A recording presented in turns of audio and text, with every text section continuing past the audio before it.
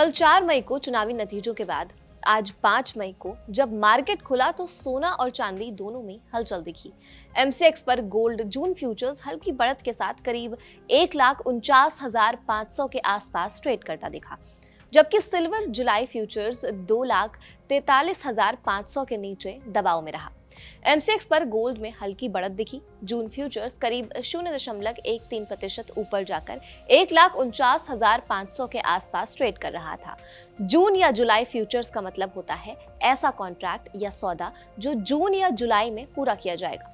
सरल भाषा में समझे तो सोने की खरीद फरोख्त अभी की कीमत पर तय हो रही है, लेकिन डिलीवरी या सेटलमेंट अगले महीने में होगा। अब आप सोचेंगे कि जब माहौल इतना अनिश्चित है तो सोना ज्यादा क्यों नहीं बढ़ रहा है। असल में यहाँ एक बड़ा रोल निभा रहा है मजबूत डॉलर। जब डॉलर मजबूत होता है तो विदेशों में बैठे खरीदारों के लिए सोना महंगा हो जाता है और जैसे ही मांग घटती है सोने की तेजी रुक जाती है। ऊपर से महंगाई का डर भी बना हुआ है। कच्चे तेल की कीमतें ऊंची बनी हुई हैं, जिससे ये चिंता बढ़ रही है कि आने वाले समय में महंगाई फिर से सिर उठा सकती है।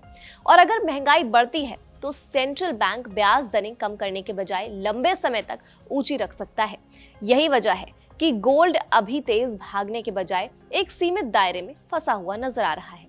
अगर आज सोने के रेट को शहरों के हिसाब से देखें तो दिल्ली में 24 कैरेट सोना 1,49,760 रुपए प्रति 10 ग्राम, 22 कैरेट 1,37,290 रुपए और 18 कैरेट 1,12,360 पर मिल रहा है। वहीं मुंबई और कोलकाता में कीमतें लगभग एक जैसी हैं, जहां 24 कैरेट सोना 1,49,610 और 22 कैरेट 1,37,140 और 18 कैरेट 1,12,210 प्रति 10 ग्राम के आसपास ट्रेड कर रहा है।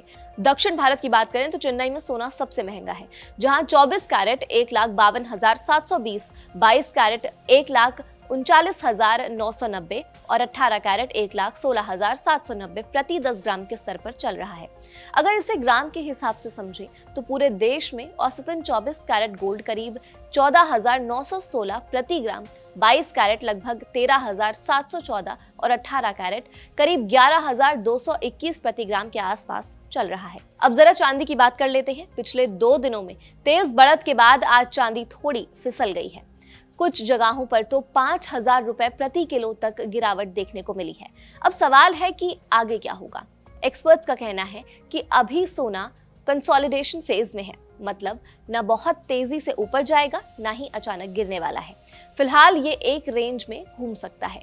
एमसीएक्स पर सोने के लिए करीब 1,48,000 के आसपास सपोर्ट और 1,50,000 के ऊपर रेजिस्टेंस माना जा रहा है।